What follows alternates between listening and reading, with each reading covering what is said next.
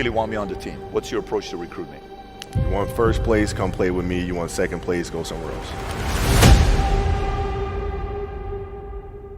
Like, I would watch Magic play. I'd watch Michael play. And I would see them do these unbelievable things, and I'd say, you know, can I get to that level? I don't know, but let's find out.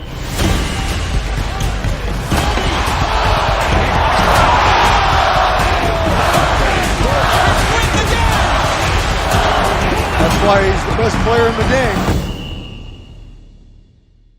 Everything was done to try to learn how to become a better basketball player. Everything.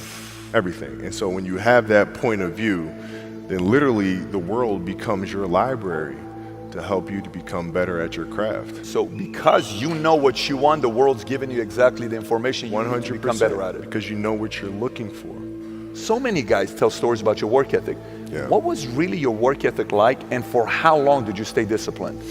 Well, I mean, every day. I mean, since 20 years. I mean, it was an everyday process, and trying to figure out strengths and weaknesses. For example, jumping ability. Man, my vertical was a 40, it wasn't a 46 or a 45.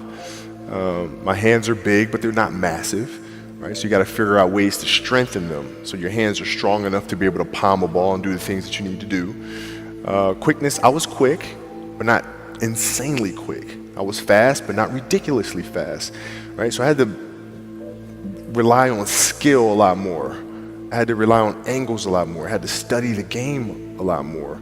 And but I enjoyed it though. So like from the time I can remember when I started watching the game, I studied the game, and it just never changed.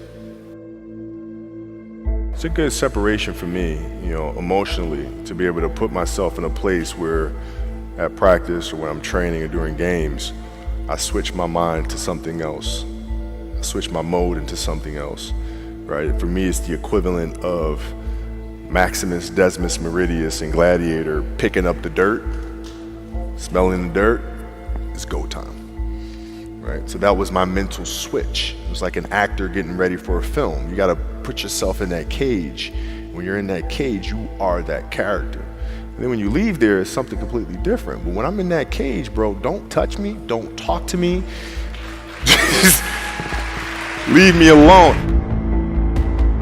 How did you get mentally and emotionally so strong where it doesn't bother you? Well, you got to look at the reality of the situation. Like for me, it's not, you kind of got to get over yourself. Like, it's not about you, man. Like, okay, you feel embarrassed. You're not that important. Like, get over yourself. That's where you go. Get over yourself, right? Like you're worried about how people may perceive you, and like you're walking around and it's embarrassing because you shot 5 air balls. Get over yourself, right? And then after that, it's okay, well, why did those air balls happen? Got it. High school, year before, we played 35 games, max, right? Week in between, spaced out, plenty of time to rest. In the NBA, it's back to back to back to back to back to back to back. I didn't have the legs. So you look at the shot, every shot was online. Every shot was online, but every shot was short. Right? I got to get stronger. I got to train differently. The weight training program that I'm doing, I got to tailor it for an 82-game season so that when the playoffs come around, my legs are stronger and that ball gets there. So I look at it with rationale and say, okay, well, the reason why I shot air balls is because my legs aren't there. I go, well, next year they'll be there. That was it. Done. Were there some names that you looked at and says, these 3 guys are as crazy as I am? At the time, I deal with what I've referred to as Goat Mountain. I went to Goat Mountain and I talked to Magic, Michael, Bird, Hakeem Olajuwon, Jerry West, Oscar Robinson, Bill Russell. So I would talk to them. What did you do? What were your experiences? Michael in particular, he's become my big brother. He's been my big brother since I first came in the league. And what was that process like? So I went to them and started understanding the ins and outs of the game and how they approach things and their level of detail and obsessiveness, and that's what I did. The players that had that passion but weren't willing to commit their entire lives to doing that, right? It's a choice, right? You have other things. You have family. You have all these other things that you have to do. The game can't really be your number one priority. And so I was just looking at that like, man, this is going to be fun.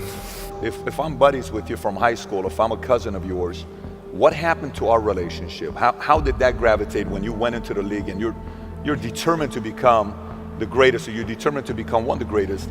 What happens to our relationship? Well, it suffers. It does suffer. Oh, yeah. Okay. Yeah. And you understood that. You were okay with that. Well, yeah. And the people that love you, like friends and family, like they know that about you. Got it. So they let you be you.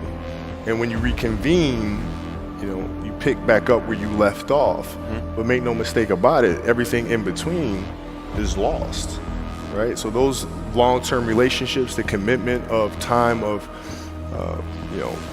taking like I see a lot of players take vacations with other players that are close friends.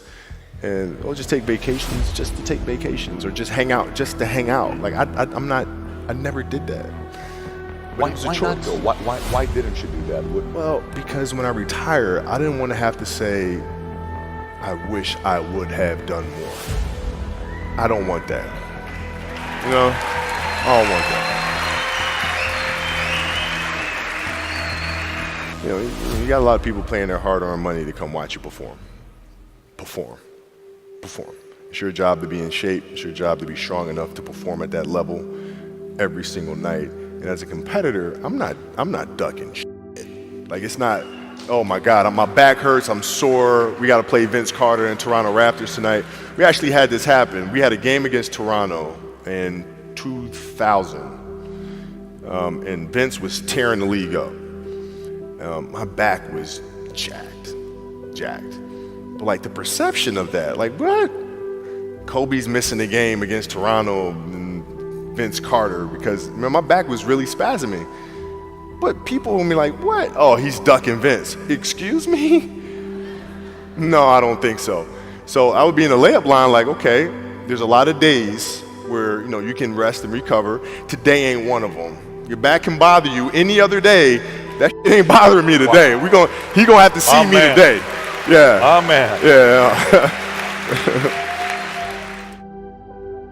If you're looking at a big investments you got to make, what is the decision-making process there? Do you call? Is there first you do your own research? You take this much time. You call an advisor. Is there a system you follow? It's pretty simple for me. It's do you understand the business?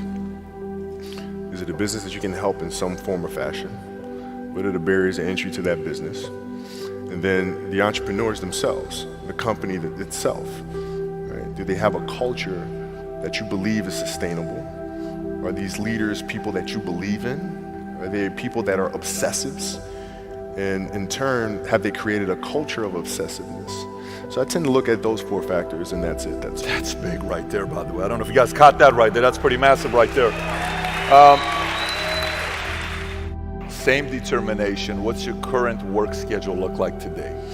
It's different because I personally am not writing every word of the novels.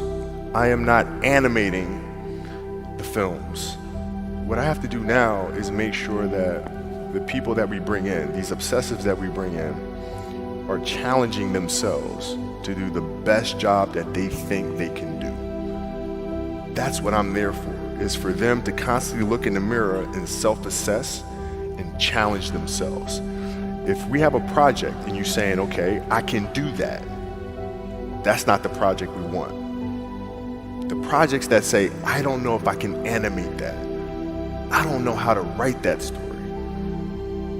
I don't know how to do that. Those are the things we want, because through that curiosity, you'll reach a level that you didn't think was possible. And so running the studio, that's what I'm doing.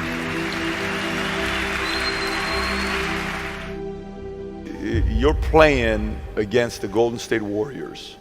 Score is 107-109. You guys are close to getting into the playoffs.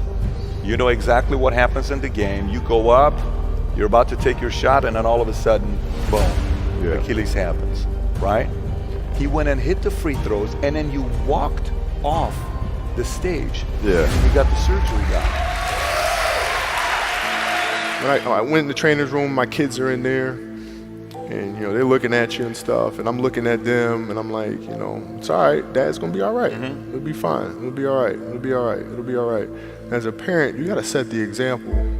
You gotta set the example. This is another obstacle. This obstacle cannot define me. It's not gonna cripple me. It's not gonna be responsible for me stepping away for the game that I love. I'm gonna step away on my own terms. And that's when the decision was made that, you know what, I'm doing it. Doing it. You're a freaking beast, bro. Yeah, hey.